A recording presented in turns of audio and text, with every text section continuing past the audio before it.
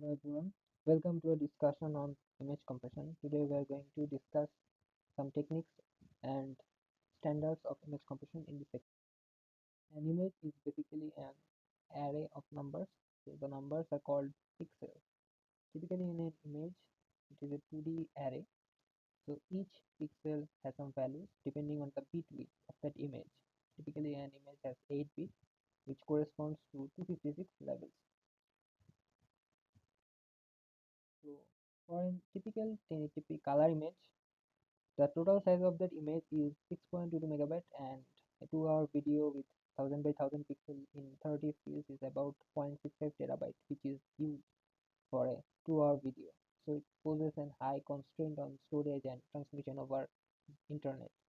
So we need some way to compress images. So before we jump into the compression algorithms, we need to discuss the redundancy in images. So here we have three images. Each of them contains some level of uh, redundancy. So for this image, for the first image, we can see it can be represented with only three level of colors. It has only three level of colors, but representing it with 8 bit, which means 256 level of colors, is a redundant approach. It can only be described with 2 bits, whereas using 8 bits is excessive. So for this image we can use 2 bit and remove the redundancy.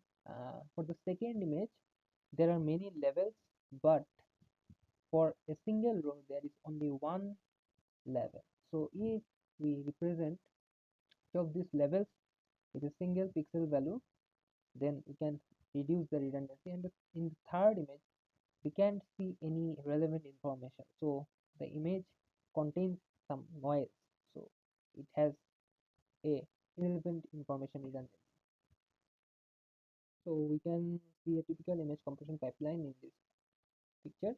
So uh, we have an input image and a mapper, then a quantizer and a symbol coder, which comprises the encoder of our image compression pipeline. The output is the compressed data or image, and for getting the original image back, we have the symbol decoder and inverse mapper.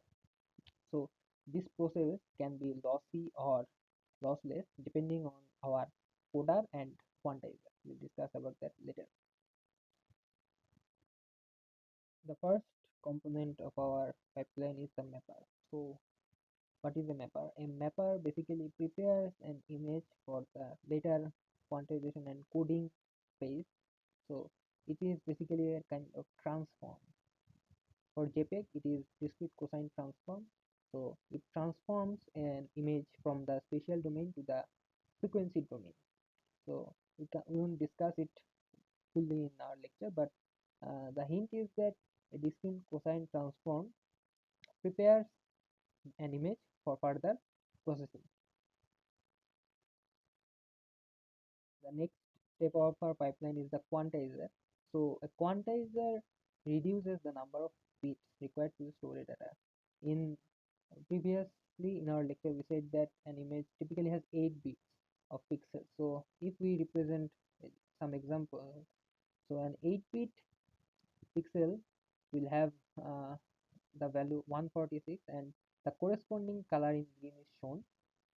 If we represent the same pixel value with some loss in 4-bit, we can see that the color is slightly changed, and if we compress it further to 3, 2 or 1 bit, the color will change further. So even after compressing the pixel from 8 bit to 4, even 1 bit does not uh, bring several failure to our recognition of that color. We can still recognize this color as green.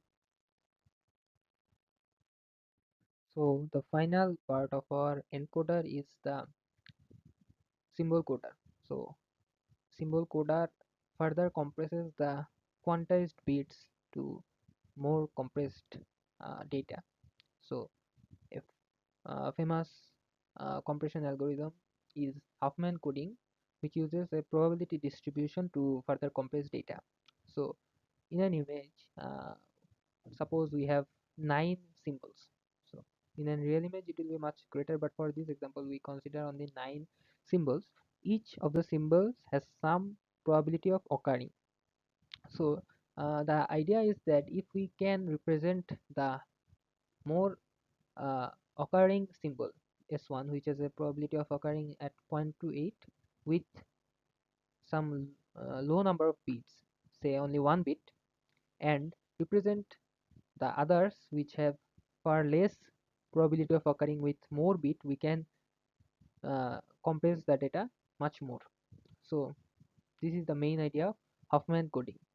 So we first identify the data. So we first identify the symbols which has the least chance of occurring, and we group them together one by one. So after grouping them, following the algorithm, we end up with a table which tells us the uh, efficient way of representing those symbols.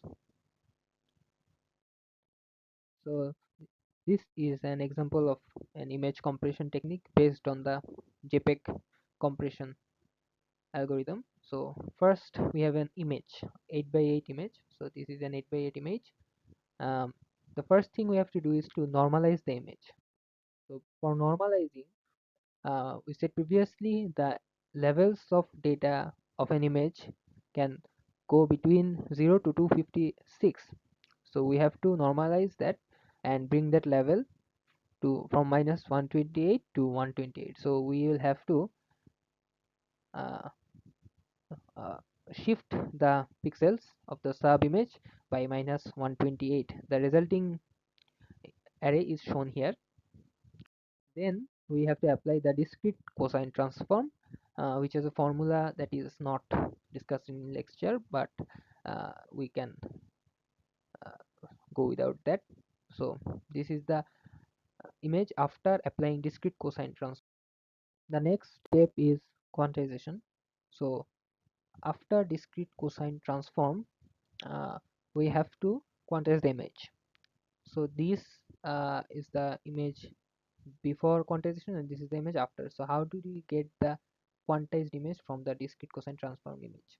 So we have a standard normalization matrix given by the JPEG compression algorithm here. So this is the standard normalization matrix, and to get each element of our image we need to divide each element of the previous image.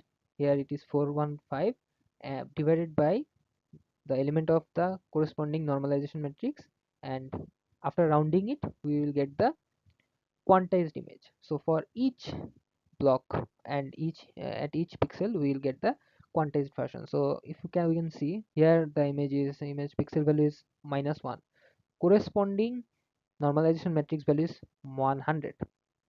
So -1 by 100 is 0, so the resulting value here is 0. So you can see that after quantization most of the values of the image becomes 0. So finally we get the final output by serializing the quantized image.